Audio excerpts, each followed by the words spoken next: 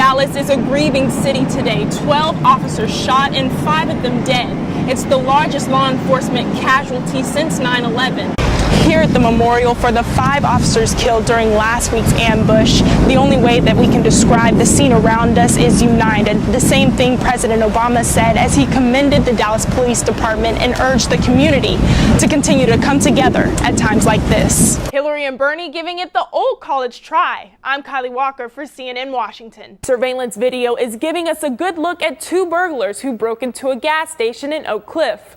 Eddie Sotomayor Jr. may have been one of the first confirmed dead after the deadly shooting at Pulse nightclub in Orlando Sunday morning. After refusing to commit to honoring election results, Donald Trump now says he'll accept the outcome if he wins. Starbucks is recalling its stainless steel straws after reports of injuries. The recall comes after 3 reports of children getting cut in the mouth while drinking from the reusable straws. About 2.5 million straw sets were sold in the U.S. between June 2012 and June 2016. Richardson police did release new photos of Jason Lowe's severely damaged vehicle, but we talked to neighbors and old friends that can hopefully explain what happened. Last night, they couldn't even shake hands at the debate. Tonight, Donald Trump and Hillary Clinton will be on the same stage at a charity dinner. Will they trade insults instead of jokes? The overnight weather outburst brought a lot of rain with it. You can see how the Trinity River is now way above its normal levels. 4th of July weekend is coming sooner than you think, so why not celebrate it in true Texas style here at the Mesquite Rodeo? Dying for help. Bombs falling on hospitals in a city that desperately needs life-saving aid. Today, the United States saying it may get militarily involved to stop the suffering in Aleppo, Syria. I'm here at the Dallas Police Department where the memorial for the fallen officers continues to grow and grow, and people out here just showing their support for the Dallas police and officers around the nation. It started as a rally for justice and ended as a crime scene. Multiple gunshots were fired during a Black Lives Matter rally Thursday night. Those gunshots killing 5 officers. That thin blue line gets thinner every time something like this happens. And, you know, everybody needs to stop and look at where we're at. In front of DPD headquarters, candles, cards, and balloons. A memorial where people come to pay their respects. Makes you cry. People have taken almost 15-hour trips to get to this memorial. But for Sharon Hale, whether it was 15 hours or 15 minutes, she made sure she'd stop to show her support. I wanted to make sure that I got to come one time. There's words can't express, and all I do is hug a cop and say, God bless you. That's the community who we serve. Malik Aziz, a deputy chief for Dallas Police, said that after this tragedy, he's seeing signs of a better future for Dallas. The community propping us up right now, giving us hope, giving us a means to look forward as we continue to serve the city. The city that Aziz says is sending a message that's clearer than ever. We are united. In Dallas, Kylie Walker, Fox 4 News.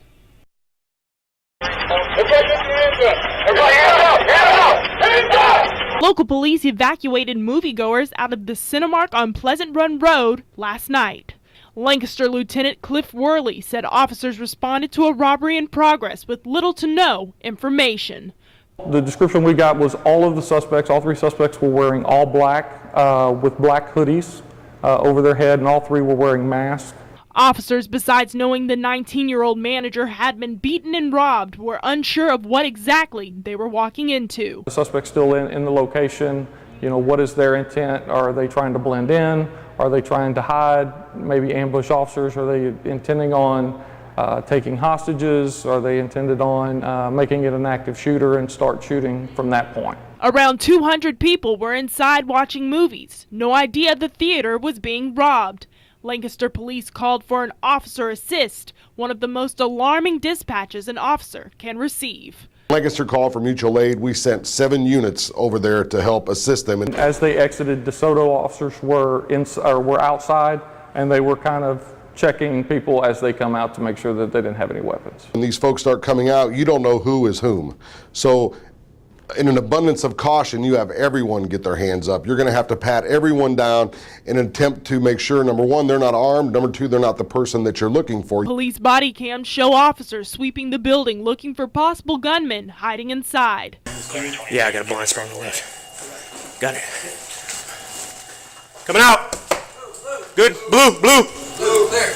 We have a priority. Our priority is to save lives, and we react to that priority. And when we get into one of these possible active shooter, these possible man with a gun situations around a large group of people, we're going to respond. We're going to respond accordingly, and we're going to respond with a significant number of officers and equipment. Officers like Dallas Sheriff Department's tactical unit and equipment like their armored vehicle. So you always have to plan for the worst and hope for the best. And luckily at this point, you know, the best did kind of play out, that the fact that nobody was hurt. Reporting in Lancaster, Kylie Walker, Fox 4 News.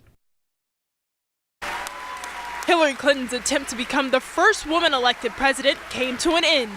This is not the outcome we wanted or we worked so hard for, and I'm sorry that we did not win this election for the values we share and the vision we hold for our country. Giving her concession speech to a room full of supporters and campaign staffers this morning, the Democrat urging Americans to rally behind Donald Trump, the president-elect. Donald Trump is going to be our president. We owe him an open mind and the chance to lead. President Obama following with the same message. We are now all rooting for his success in uniting and leading the country. And first things first, a seamless transition of power. The peaceful transition of power is one of the hallmarks of our democracy. And over the next few months, we are going to show that to the world. While Hillary Clinton takes that time to soak in the rejection. This is painful, and it will be for a long time. But I want you to remember this. Our campaign was never about one person or even one election. It was about the country we love. Her voice breaks as she talks to the young women that played a huge role in her campaign. I want you to know that nothing has made me prouder than to be your champion. A champion to them, but not to the rest of the electorate. While still ahead in the popular vote, she fell short in the electoral count. Battleground Florida, a big prize with 29 electoral votes, going red. The same with North Carolina. Then her blue firewall disintegrating. Trump winning Wisconsin, Michigan, and claiming Pennsylvania. That went red for the first time since 1988. Together, those states put an end to Clinton's White House hopes. An ending that left millions in shock, some even in tears. I know we have still not shattered that highest and hardest glass ceiling, but someday someone will, and hopefully sooner than we might think right now. Kylie Walker, CNN, Washington, D.C. I was on my computer and I heard that loud noise. Jeffrey Friedman was surfing the web in his Mesquite home when Bang, bang. masked men at his door. Kick in like they were trying to push the door in. Jeffrey wasn't alone. Upstairs, his wife and twin daughters woke up startled and scared. Daddy, what's wrong? Daddy, what's going on? He grabbed his trusty golf club. This is kind of my weapon of choice. Ready to fight whoever was behind the door. And obviously I was going to go outside because I'm from New York and that's what we do. His wife convinced him to call 911 instead. I just saw like black shadows and like black pants and, you know, black shirt. Yeah. And they were gone quick. But Friedman said they were never going to get in, thanks to a reinforced deadbolt. When the door's shut and you slide it down and you can't pull it. So if you look here at this front door, you can still see the marks that were left over from people trying to break into Jeff Friedman's house. See right here on the doorknob. And it's just still unclear of who it was and what they were using. But it is clear that Friedman wasn't the only would-be victim. On the Nextdoor Neighbor app, 2 other neighbors claiming the same thing happened to them. God forbid anybody should come back. This time I'm going to be ready. And this time I'm going to make sure I catch you. In Mesquite, Kylie Walker, Fox 4 News. Grant, Tiffany, it's been a special week for Nathan Lynn, celebrating a birthday on Tuesday and then turning around and joining the Horned Frogs on Wednesday. However, this addition to the swimming team is more than he or his family could ask for. 10! A new member. 7! and inspiration. TCU's swimming and diving team has added to its ranks. But today you're becoming a super horned frog swimmer. Welcome to our family, Nathan. Let's sign that letter of intent, okay? 8-year-old Nathan Lynn followed in the footsteps of his mother, Kathy, who swam for TCU in 1985. He hung out with the team, snapped a few pictures, and finally got some time in the pool. Special. That's the best way I know to put it. Special because last year Nathan was diagnosed with a brain tumor and had surgery to remove it and has been in chemotherapy ever since. I'm so proud of how he's done since all this was diagnosed and how strong he has been going through a lot of very serious treatment, and the strength of the community of Make-A-Wish and TCU has really boosted his spirits.